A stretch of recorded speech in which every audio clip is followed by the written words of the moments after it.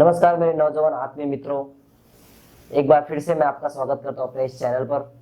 और इस वीडियो में मैं आपको आगे लेके चलूंगा। अपना जो लेक्चर जो चैप्टर का पहला भाग आगे हमने पढ़ा है उसको आगे देखते हैं।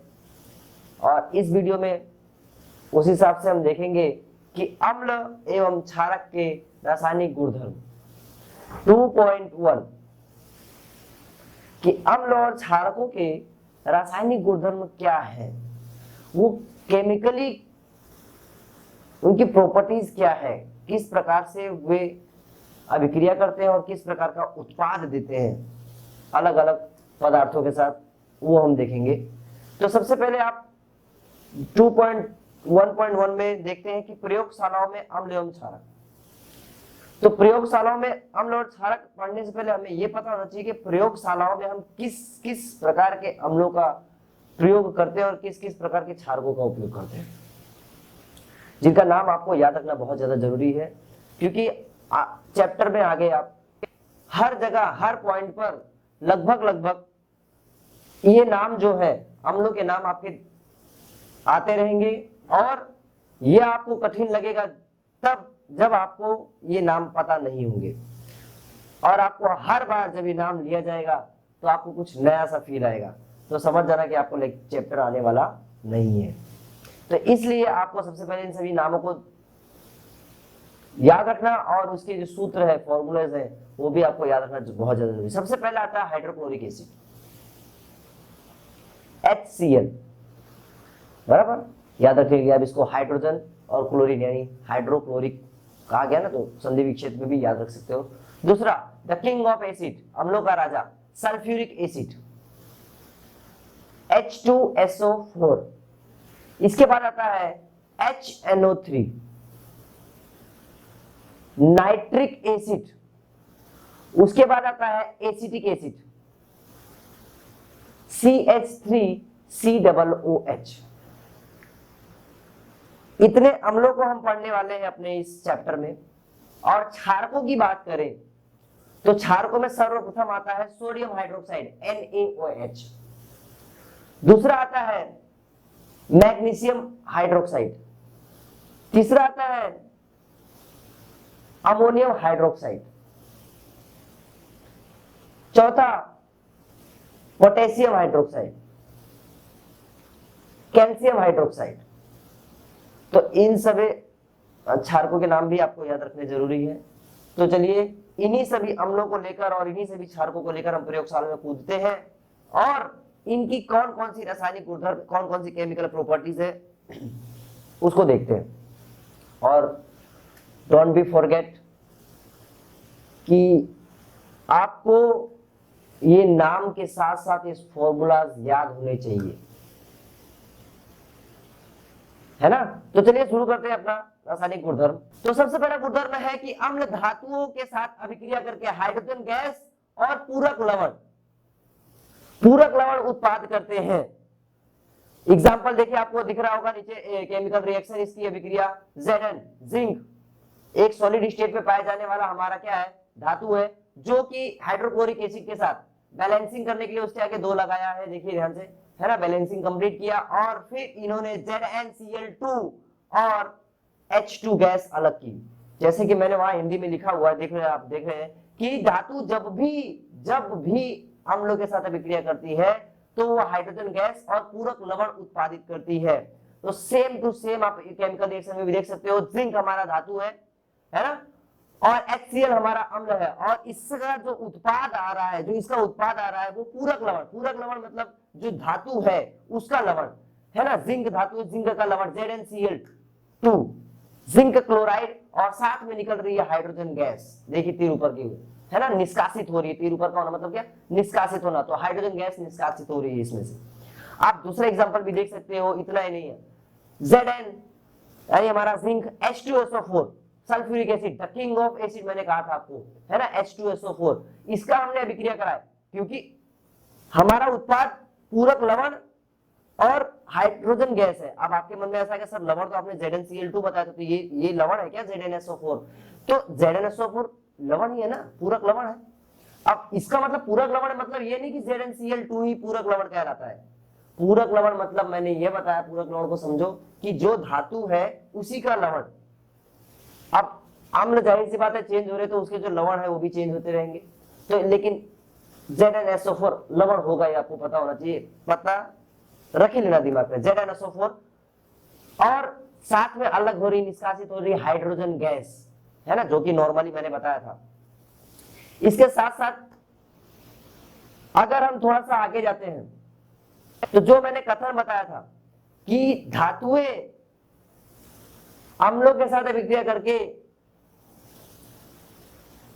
हाइड्रोजन गैस और लवण निष्कासित करती है, परंतु ये कुछ अभिक्रियाओं में HNO3 जो होता है, आपके बुक्स में लिखा गया, इसका क्वेश्चन भी आएगा आपको कि HNO3 के साथ ऐसा क्यों नहीं होता, हाइड्रोजन गैस क्यों नहीं निष्कासित होती है?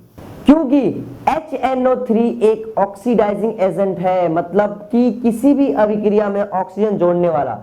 तो इस वजह से होता क्या है एग्जैक्ट में, ऑक्सीजन हाइड्रोजन गैस निकलती तो है, परंतु ये जो है उसके साथ तुरंत उसको ऑक्सीडाइज कर देता है और ऑक्सीजन जोड़कर उसे तुरंत पानी में परिवर्तित कर देता है। आप अभिक्रिया में देख पा रहे होंगे कि किस प्रकार से Zn प्लस 4HNO3 बैलेंसिंग के लिए, और इसके साथ साथ निकला क्या, ZnNO3 का होल ट्वाइस प्लस 2NO2, और अंत में आखिरी में आपको दिख रहा होगा H2O है ना, जिसकी बात मैंने आपको की थी, निकलता हाइड्रोजन है परंतु उसको ऑक्सीडाइज करके HNO3, क्योंकि ये वह एक स्ट्रॉन्ग ऑक्सीडाइजिंग एजेंट होने के कारण है ना। तो इसका आप एक क्वेश्चन आंसर भी आपका प्रिपेयर हो गया साथ साथ में। चलिए आगे बढ़ते हैं। जबकि अगर क्षारक की बात करते हैं, क्षारक सिर्फ सक्रिय धातु के साथ अभिक्रिया करता है, स्ट्रॉन्ग जो मेटल्स होते हैं सभी धातुओं के साथ अभिक्रिया नहीं करता है, कुछ ही धातु के साथ अभिक्रिया करता है, और इसका लवण भी कुछ अजीब प्रकार का होता है ना। देखिए नीचे लिखा हुआ है अभिक्रिया, ZnS zinc solid plus 2NaOH हमारा हाइड्रोक्साइड, सोडियम हाइड्रोक्साइड है, दिख रहा है ना, मैंने बताया था ना, याद रखना ये नाम बार बार रिपीट होंगे, बार बार रिपीट होंगे। अगर आपने इसको रिमेंबर नहीं रखा, अपने दिमाग में नहीं रखा, तो आप के दिमाग से अभिक्रिया बाहर भी जा सकती है, हार्ड भी लग सकता है आपको, जो कि ऑब्वियसली होता ही है, नॉर्मली हर बच्चों के साथ ऐसा होता है, केमिस्ट्री बहुत हार्ड है, केमिस्ट्री बहुत हार्ड है, बट उसके पीछे सिर्फ आपकी लापरवाही है ना, आपकी लापरवाही छुपी हुई है, आपने ध्यान नहीं दिया उसके केमिकल रिएक्शंस को, उसके केमिकल प्रॉपर्टीज को, उसके केमिकल नेम को, तो आपको डेफिनेटली इस तकलीफ का सामना करना पड़ेगा।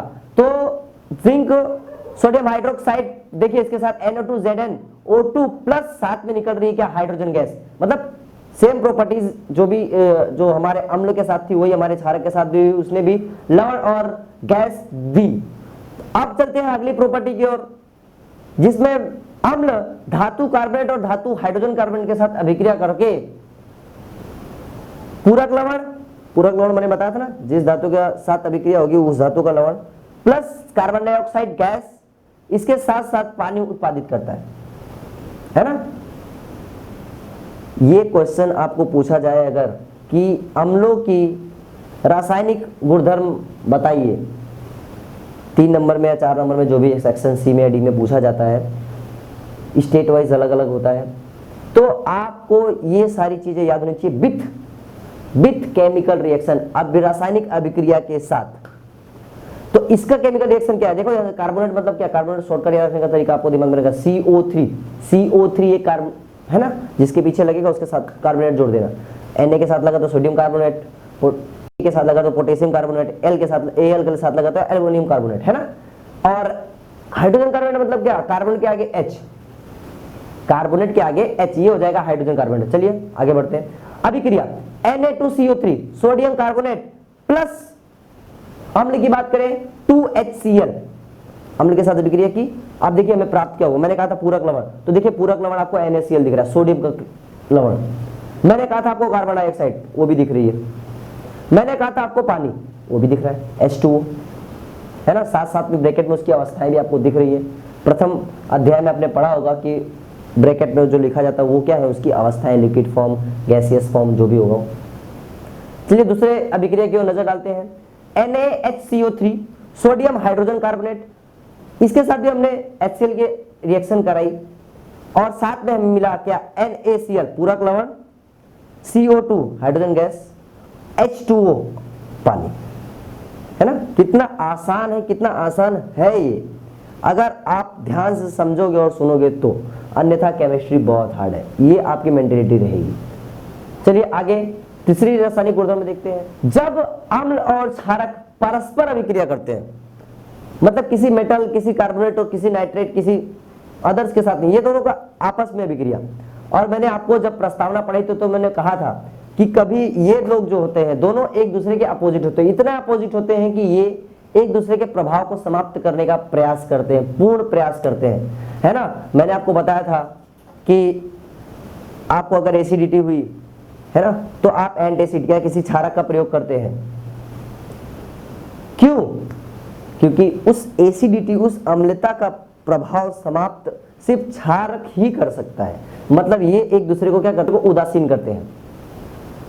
और इसलिए इस अभिक्रिया को उदासीनीकरण की अभिक्रिया भी करते हैं। मतलब उदासीन मतलब जैसे कि कोई अभी अम्ल है, अम्ल अपने प्रभाव को डाल रहा है, अपने प्रभाव को आपके पेट में डाल रहा है, आपको एसिडिटी फील हो रही है ना, उसने अपने प्रभाव को डाला। अब क्षारक वहां पे पहुंच के क्या करता है, उसके प्रभाव को समाप्त कर देता है, न्यूट्रलाइज कर देता है, मतलब पूरी तरीके से उसको उदासीन कर देता है, मतलब किसी काम का नहीं। हाँ, समझ में आ रहा है कि नहीं आ रहा? तो इसलिए अम्ल और क्षार की अभिक्रिया को उदासीनीकरण की अभिक्रिया भी कहा जाता है। यानी और साथ साथ में ये उत्पाद क्या करते हैं, अम्ल और क्षार इक्वल टू अम्ल प्लस क्षार, एरो के बाद लवण और पानी। एग्जाम्पल के थ्रू समझते हैं हम, ध्यान से देखिए। HCl हमारा एक अम्ल है और इसके साथ साथ NaOH दिख रहा होगा आपको। सो HCl हाइड्रोक्लोरिक एसिड और NaOH सोडियम हाइड्रोक्साइड, दोनों अम्ल और क्षारक है। इन्होंने अभिक्रिया की और साथ साथ में निकाला क्या, NaCl सोडियम क्लोराइड जो कि एक लवण है, और H2O जो कि पानी है, आपको पता है ना। देखिए नीचे अम्ल और क्षारक, लवण और पानी। एक एग्जांपल और देखते हैं, ऐसे कितने भी एग्जांपल देखते रहिए आप।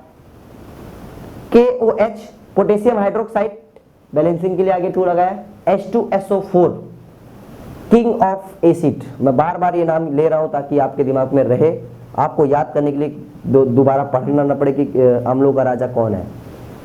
और साथ में निकला क्या, पोटेशियम सल्फेट K2SO4 और H2O यानी पानी।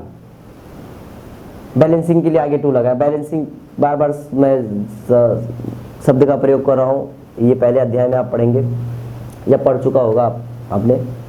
इसके साथ अब हम अगले प्रॉपर्टीज की और अगले गुणधर्म की ओर बढ़ते हैं, जिसमें अम्ल का क्षारीय ऑक्साइड के साथ अभिक्रिया। ध्यान से देखना, इसके पहले जो मैंने अभिक्रिया आपको बताई, अम्ल का लवण के साथ, अम्ल का क्षारक के साथ और अम्ल का धात्विक ऑक्साइड के साथ, उस पीछे जो अभिक्रिया मैंने बताई ना, उसको दिमाग में रखे रहना। उसका उत्पाद क्या था वो दिमाग में रखे रहना, किसका किसके साथ अभिक्रिया करे तो क्या उत्पाद निकला। मैंने अम्ल का क्षारक के साथ अभिक्रिया कराया तो लवण और पानी प्राप्त हुआ हमें, इसको दिमाग में रखे रहना आप लोग, है ना, क्योंकि आगे जो अभिक्रिया बताने जा रहा हूं इसी बेस पर है। अम्ल का क्षारक के साथ अभिक्रिया कराया तो लवण और पानी प्राप्त हुआ था, रखे रहना दिमाग में, है ना। चलिए ठीक है, ऊपर लिखा हुआ ही आ रहा है, उसको साइड में लिखा हुआ रहने देते हैं कि अम्ल का जब क्षारक के साथ अभिक्रिया होती है तो लवण और पानी प्राप्त होता है। तो इस केस में जब मैं अम्ल को धात्विक ऑक्साइड के साथ अभिक्रिया कराता हूं तो हमें लवण और पानी प्राप्त होता है। अभी जस्ट मैंने बताया क्या, अम्ल का क्षारक के साथ अभिक्रिया करा तो भी लवण और पानी प्राप्त हुआ, अम्ल का धात्विक ऑक्साइड के साथ अभिक्रिया करा रहा हूं तो भी लवण और पानी प्राप्त हो रहा है। ऐसे कैसे, मतलब एक ही उत्पाद है दोनों में, तो इसका मतलब अम्ल तो अम्ल है ही, क्षारक और धात्विक ऑक्साइड के बाद बीच में कुछ कनेक्शन है। देखिए दोनों अभिक्रिया में सब कुछ सेम है, अम्ल की जगह अम्ल है, लवण की जगह लवण प्राप्त हो रहा है, पानी की जगह पानी प्राप्त हो रहा है ना, लेकिन क्षार की जगह पे धात्विक ऑक्साइड है। इसका मतलब क्षारीय ऑक्साइड, धात्विक ऑक्साइड और क्षारकों के बीच में कुछ संबंध है। तो संबंध यह है कि धात्विक ऑक्साइड जो होते हैं वो क्षारीय प्रवृत्ति के होते हैं, उनकी प्रकृति कैसी होती है, क्षारीय होती है, इसलिए इन्हें क्षारीय ऑक्साइड भी कहा जाता है। इसलिए ये क्षारीय प्रवृत्ति होने के कारण ये भी लवण और पानी देते हैं। अभिक्रिया आपके सामने है, 2HCl plus CuO copper oxide, ये भी धातु का ऑक्साइड ही है, और साथ में हमें क्या प्राप्त हुआ, CuCl2 प्लस H2O, है ना। कितना इजी है, ध्यान से सुनते रहिए और समझते रहिए, बहुत इजी है। और साथ साथ में चैनल को सब्सक्राइब कर लीजिए, बेल आइकन दबा दीजिए ताकि ऐसे रोमांचक तरीके से हम आगे केमिस्ट्री को पढ़ते रहें। आगे देखते हैं हम अपनी अगला और आखिरी गुणधर्म जो है क्षारकों का आधात्विक ऑक्साइड के साथ। अभी भी वो अभिक्रिया दिमाग में रखे रहना, उदासीनीकरण की जो अभिक्रिया मैंने बताई थी अम्ल और क्षारकों वाली, दिमाग में उसका अभी भी काम है। अभी भी काम कैसे है कि क्षारक का अगर मैं आधात्विक ऑक्साइड के साथ अभिक्रिया कर रहा हूं तो इसमें भी लवण और पानी प्राप्त हो, इसमें भी लवण और पानी बनते हैं। तो उस अभिक्रिया के साथ अगर मैं इसकी कंपैरिजन करूं, अम्ल प्लस क्षारक इक्वल टू लवण एंड पानी, अंग्रेजी बोल दिया क्या, चलता है ना। क्षारक प्लस आधातु ऑक्साइड, लवण और पानी। देखो क्षारक की जगह पे क्षारक है, लवण की जगह पे लवण है, पानी की जगह पे पानी है, तो अलग कहां से हुआ? अलग हुआ आधातु ऑक्साइड और अम्ल। इसका मतलब आधातु ऑक्साइड और अम्ल में कोई ना कोई कनेक्शन है, तो वो कनेक्शन है अम्लीय प्रवृत्ति का। जो आधातु ऑक्साइड होता है हमारा वो भी अम्लीय प्रवृत्ति का होता है, इसलिए उसका उत्पाद भी लवण और पानी ही आ रहा है। इस अभिक्रिया का उत्पाद भी लवण और पानी ही आ रहा है। अगर हम अभिक्रिया की ओर नजर डालते हैं तो हमें कैल्शियम हाइड्रोक्साइड जो कि एक क्षारक है और आधात्विक ऑक्साइड में मैंने ले लिया कार्बन डाइऑक्साइड, तो हमें प्राप्त हुआ CaCO3 कैल्शियम कार्बोनेट जो कि एक लवण है, और इसके साथ ही प्राप्त हुआ हमें पानी। अब हम अगले वीडियो में देखेंगे 2.2 सभी अम्लों एवं क्षारकों में क्या समानताएं हैं।